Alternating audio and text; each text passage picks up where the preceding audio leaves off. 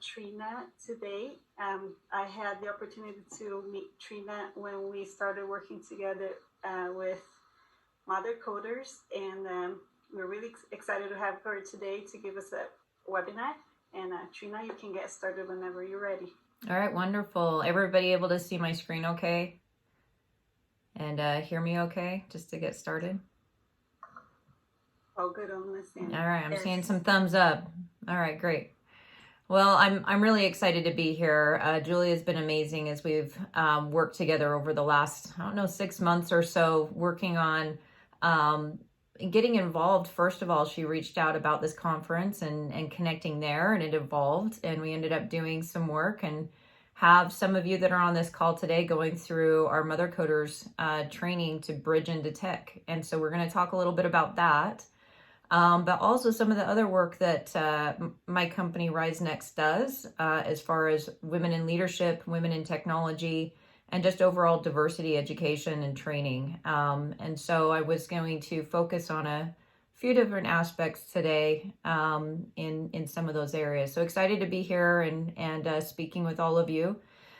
Just as far as the session today, I really like interactive sessions. So if you have questions, or Julia, if you want to monitor the chat, please post them. I want to hear what your thoughts are, what you're thinking, questions, anything I can answer. The nice thing about doing Zoom calls as an alternative to getting up and speaking is I can be a little bit more interactive, which is nice. So looking forward to hearing your thoughts and answering any questions you may have as we go through this next hour, right? So just to kick things off, I'm the CEO and founder of a company called RizeNext. We do community programs like we were talking about with Mother Coders, partnering with various companies, educators, and organizations to bridge women into technology. We also do corporate consulting and education and training for women in leadership, diversity, strategy consulting, and just really helping from an end-to-end pipeline management and employee engagement perspective, bringing women into the conversation and promoting them in their careers and supporting that. So that's what I get to do. It's a passion of mine, has been for decades. I'm going to tell you a little bit more about that. But I love working in this area and the work that we're able to do. And hopefully you'll get excited and want to work with us as we go forward. So we'll see by the end of today's session. So let me go over a little bit what I thought might be beneficial for today's session. I'm going to talk about 4 things. So we're going to break it down into bite-sized chunks of hopefully very impactful thoughts on women in diversity. And, I've done a lot of work over the years in diversity and inclusion. I'll talk a little bit about my time and where I got involved in this at eBay, and worked with their Chief Diversity Officer, Damian Hooper Campbell, who's now the first D&I lead at Zoom. So he made the shift right after COVID hit. You can imagine how probably big of a change that was. But I learned a lot through my time and experience working in diversity and inclusion. And one thing that really has hit me the most is it's not about needing a D&I officer. It's more of you need each employee to act as a D&I officer. And each one of us has a role and responsibility in impacting change and can do that and are empowered to do that. And hopefully today give you some of the thoughts and thinking and challenge on things that you could impact from a D&I perspective and get involved in whatever's most meaningful to you, whether it's race, gender, sexual orientation. There's so much need out there from a diversity and inclusion standpoint that it really takes everyone being active and aware and involved in the work. So I'm going to break it down into 4 different areas. The first is, hopefully everybody's heard about the iceberg. And if not, we're going to go through the fundamentals. Maybe you can put in chat a little bit if you know what I'm talking about, or I'm completely lost. I don't even know, right? What's going on. when you say, what is the iceberg? So we're going to talk a little bit about that. I'm actually going to bring up the chat here so I can see it if anything comes in. And okay, so we've got I haven't heard of it. Some of you may have, but we're gonna talk a little bit about that. I'm gonna do a little bit of intro about me and my background and how I ended up here that will hopefully relate into why this is so meaningful for me. And then talk about women in leadership and then women in technology. Both very critical things for me to that I'm working on, and my team and company are working on actively to help develop and change and make an impact there. We're going to tell you about how we do that and how you could get involved. So let's start with just a little bit about me. I often am asked, I've had a very, very long career in technology. So I've been in the tech industry for 26 years. And I get asked a lot, how did you get into tech, where we have this lack of women in technology? What was maybe different for you than others that came into the field? And can you kind of tell us that? And I spoke last year at Code to Success, which is, I don't know if you've heard of it, but Utah statewide and now kind of broader, getting more high school students into technology and coding. And I'm like, okay, how can I make this interesting? Talking about my journey and thinking back to my youth and what was really the beginnings of it for me. And I had to say it came back to the goats. So I'm a Utah girl. I was born and raised in Utah and grew up on kind of rural farms. Not huge, massive farms, but we had goats and chickens and cows and turkeys and things like this. And so I had this environment that kind of bred some creativity and analytical thinking at a very young age. So one of those is my brothers and sisters and I. So I grew up in a family of 10 kids.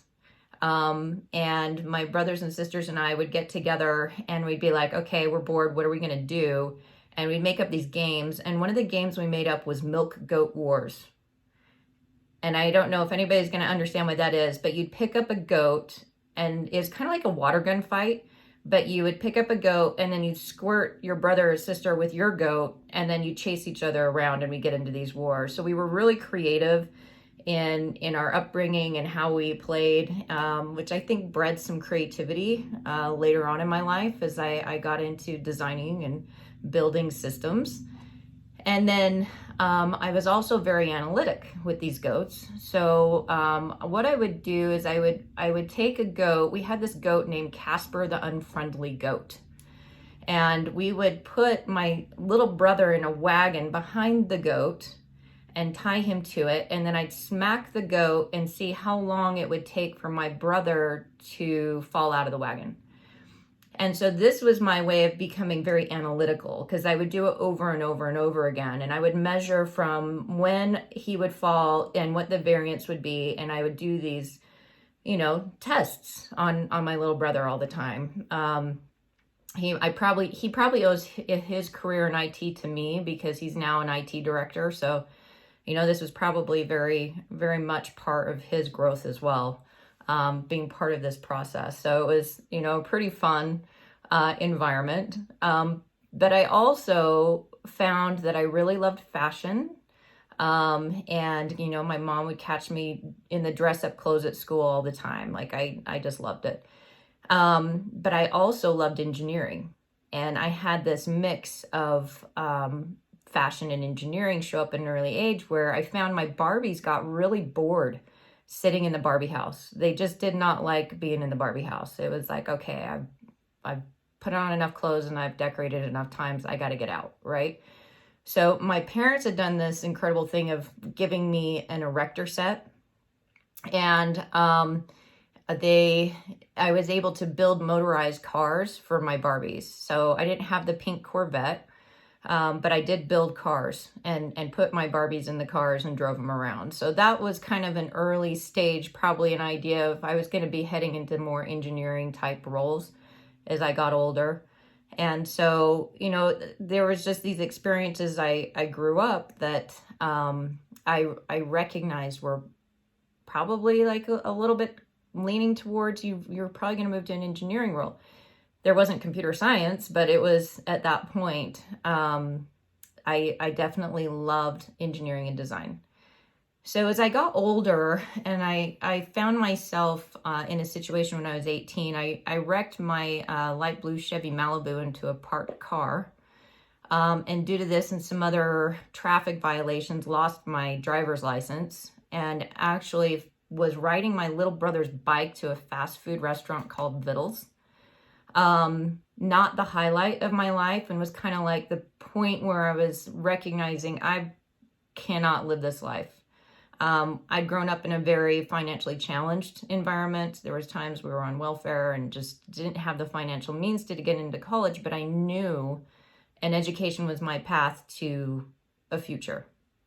And so I saved my Vittles dollars and kind of found my way into my first year in architectural engineering at UVU, where I then took a Pascal programming class that then led me into this wonderful world of computer science. And I quickly shifted my education and got a computer science degree, went on to get a bachelor's in business and information systems, and eventually my master's degree, and did an MBA, the executive MBA program at the U. So I've kind of hit all the colleges around the Wasatch Front here.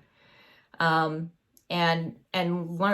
just love to learn. And my work started coming along with that because I worked full-time all the way from college till now. I've worked full-time since I was 15.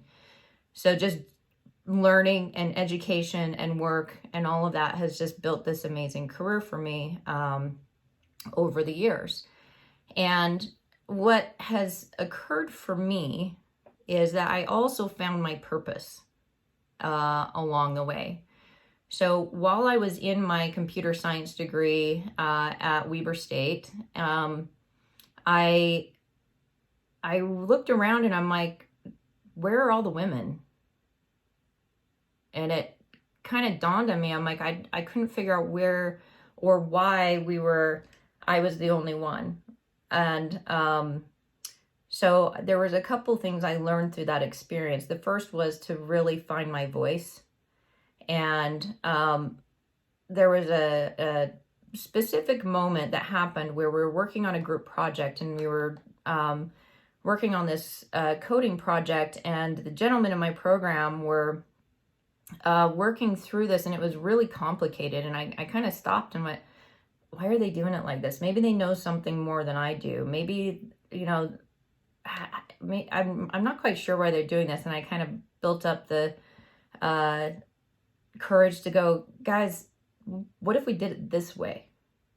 And they stopped and they went, oh yeah, that's a lot easier. Why don't we do it that way? And it kind of was this moment where I had to get my own self to recognize I have something valuable to add. I have a different perspective than other people that I'm working with. And it's a good thing, and it's needed.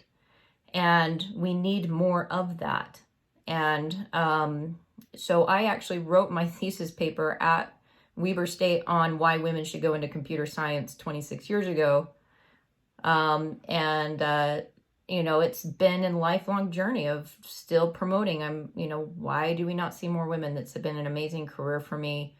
And have had a lot of flexibility as I've raised my family. And I've just built this, like, there's something that needs to change here. And that's really where a lot of the work that I do with RizeNext originated all those many years ago. And as I've developed over the years, continually built that need and awareness of driving more diversity, supporting women in their careers, and helping elevate the companies that then invest in diversity and understanding it. So there's all these things, right, about me that I've just shared in just the last 10 minutes or so. And a lot of these are kind of the surface things that you would tell somebody. But underlying all of this are a lot of very personal things that have happened in my life. I went through a phase where I thought I was going to be a real estate mogul, and I owned 14 homes, and then the recession hit and I lost everything. There was divorce. There was remarrying. And that picture that's at the bottom of the screen are our 8 kids that I now am a mother to 8. I have 3 sons and 5 stepkids. There's a lot of things, right, that are happening that you don't always see for individuals that are going on beneath the surface. And so that's where I really want to tie in to the iceberg. So now that I've kind of shared that with you, every one of you have your own story. Every one of you have something that makes you unique, something you're bringing to the table that nobody else has. And what I've found is that everybody has their own unique superpower, and that is themselves.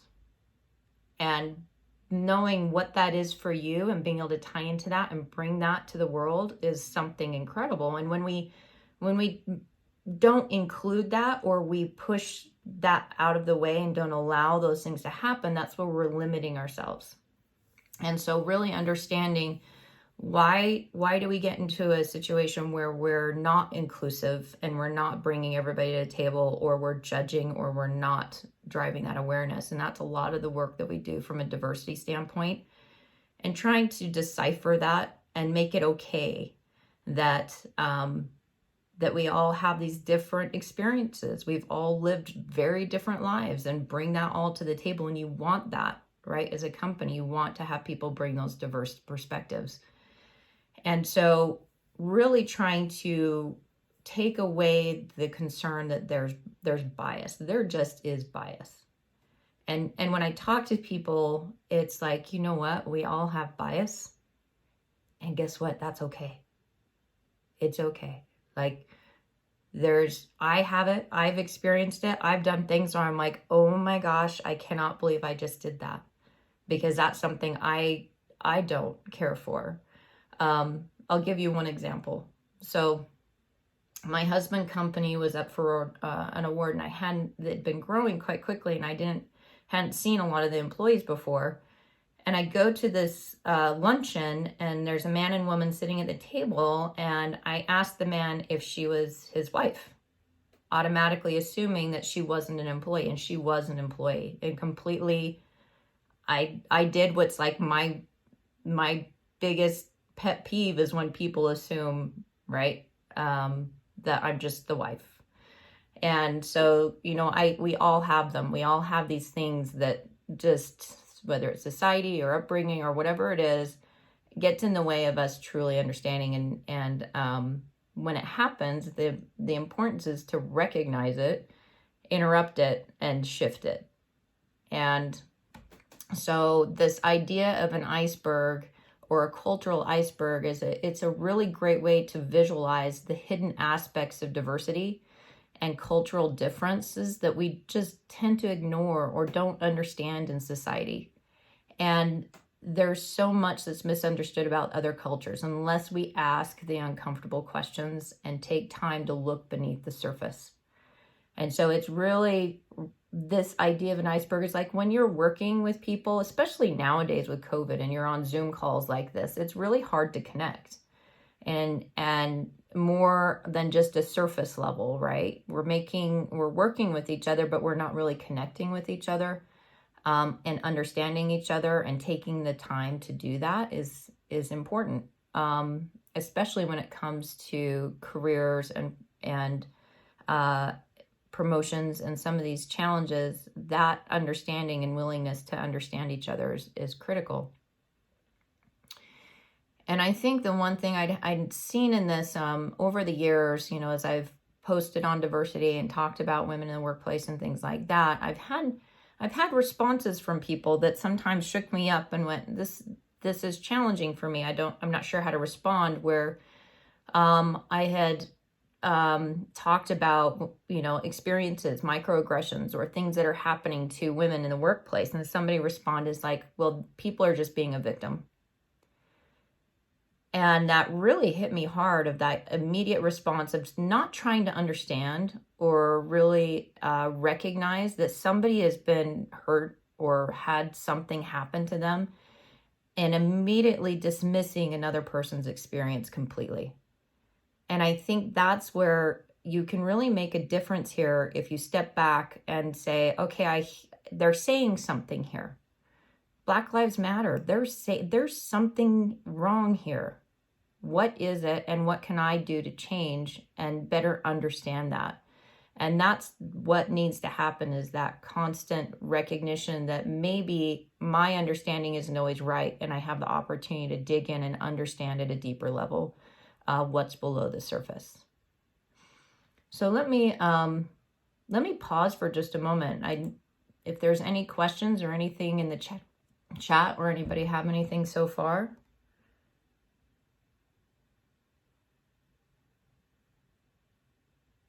Okay. I'll leave time at the end of the presentation as well. If there's things that are coming up, feel free to put them in the chat, or bring them up at the end of the presentation as well. So one of the ways to be able to understand this cultural iceberg is to look at, you've got this surface culture, right? When we're interacting with each other, we're kind of at the surface. I know what you look like. I know what language you speak. Sometimes I might understand what your interests are at a high level, from an arts, literature, religion, what music you like, how you dress, right? You're making little judgments all the time and understanding each other that way. Things that bring us in common or have common connections, right? Those are easily identifiable in kind of that surface culture.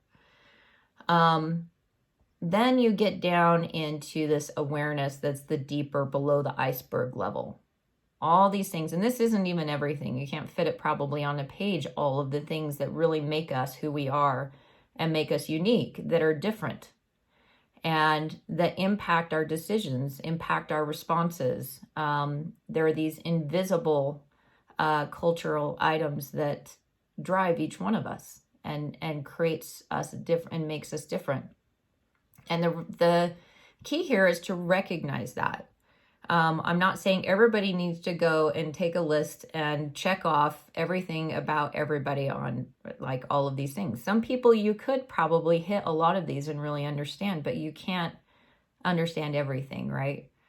But there's this understanding that somebody might be reacting a certain way because of some type of prior experience or response they've had. And an understanding and just awareness of that is the key. How they were raised, the challenges they went through, the things that happened to them, change and alter perspectives as you go through life.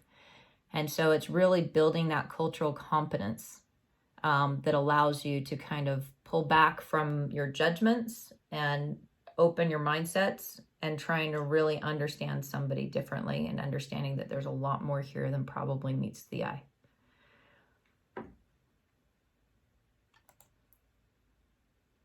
So I wanted to talk a little bit about what it is to build cultural competence. So now hopefully everybody understand it. If you hadn't heard of it, and I appreciate those that have put that in the chat, hopefully that creates some awareness when somebody's talking about the iceberg or trying to understand something that you can't see everything. You're getting just such a small amount when you're interacting with somebody. But knowing that that's there, then what do you do about that? And how do you get more aware? How do you